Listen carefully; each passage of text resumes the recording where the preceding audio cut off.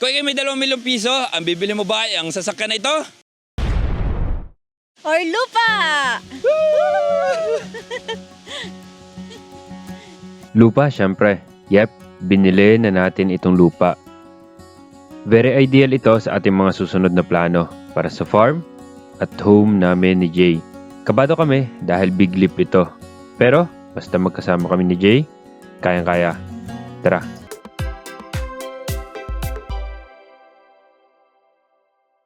Pagkatapos nga ng ating tripping, talagang na-inlove kami ni Jay sa second lot na tinripping namin. Sabi na kagad namin na ang ganda nitong lugar na ito.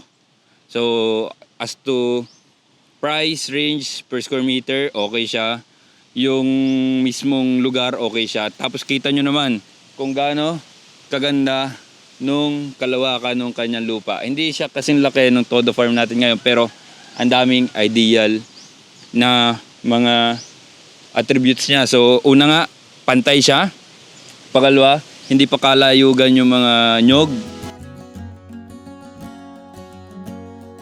So, sa ngayon, wala pang kahit na ano dito. Pero, soon, katulad nung ginawa natin sa Toda Farm, magkakaroon din to ng mga kung ano-ano, mga farmhouse, mga alaga, mga tanim. And then, syempre, ito ang pinaka panalo. Merong view. Pero, Ano siya? Ito ay may bangin kahit paano.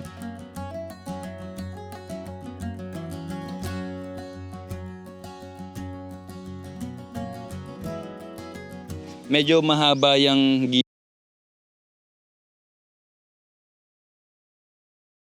medyo mahaba yan. So syempre ang mga objectives natin dito ay makapaglagay ng farmhouse, makapaglagay ng mga alaga natin dito.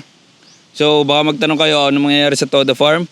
Sa ibang video natin ikukwento kung bakit tayo naghanap ng bagong farm. Pinasukat na namin para makita kung hanggang saan talaga.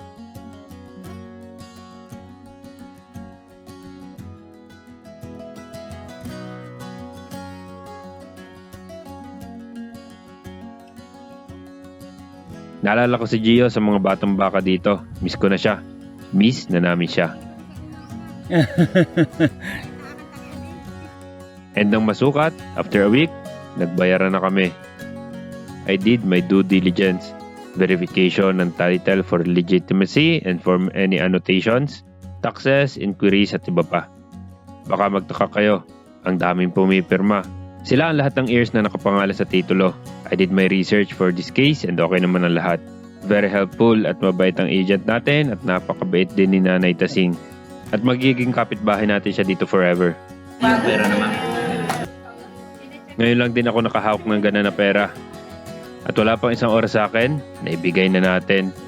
More than a month na tong na-shoot ng video na to. Huwag nyo silang utangan ha. Bali ito ay galing mo pong bangko yan, tigo 100 po yan, 100. bibilangin.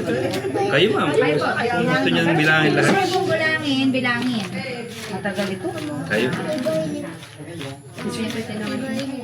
Isa pang good news, imbes na 4,000 square meters lang, ibinigay na sa atin ang kabuuan ng lupa, 4,480 square meters. Kaya mas malawak ang ating farm. Para sa idinagdag na 480 square meters, wapatak lang ng less than 487 pesos per square meter. Not bad. Win na win. So yun na nga,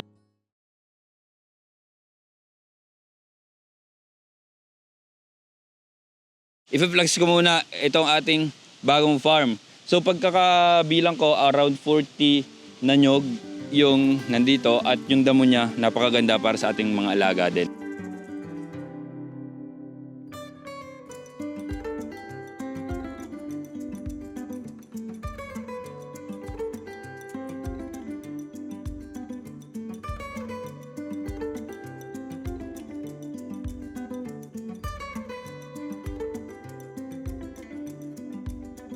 Yung garden.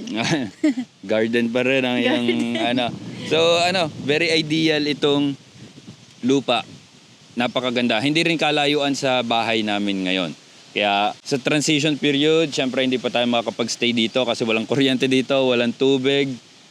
Wala, as in wala pa, very raw siya. Hindi tayo makakapag-stay na matagal dito. So ang mangyayari dito is talaga pupunta tayo dito, magpa-project to develop and then uwi.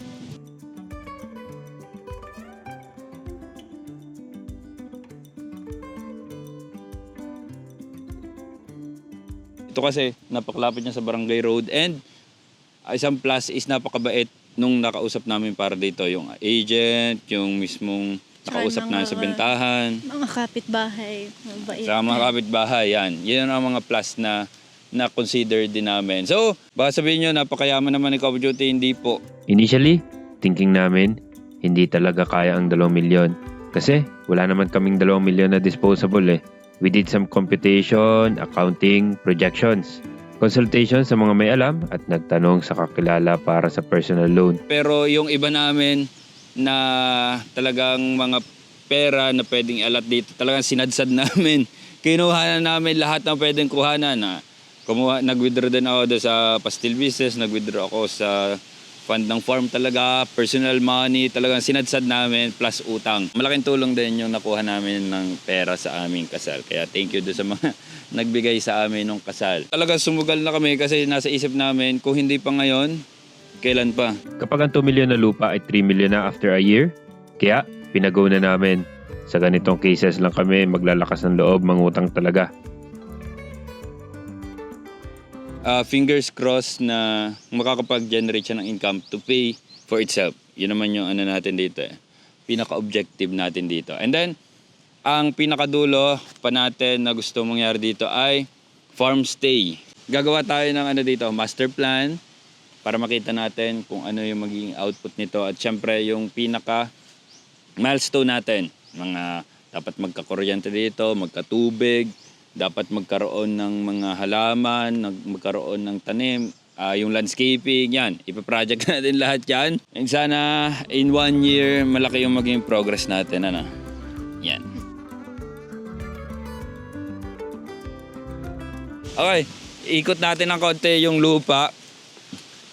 So mag-ano tayo dito eh, magpa-project na tayo agad-agad. So on process pa yung pagpasa ng title, pero pwede na tayong magsimula dito. Yan. Nagagandahan talaga ako, maaliwalas, presko, malawak. Hindi naman sobrang lawak, sapat lang. Sana samahan nyo pa rin kami ni Jay, ni John Paul, ni Jayman sa aming journey dito sa ating farm. Para sa mga Lanao Farm, siguro sa sunod na video na lang. Yun lang, maraming salamat, subscribe and peace! Woo!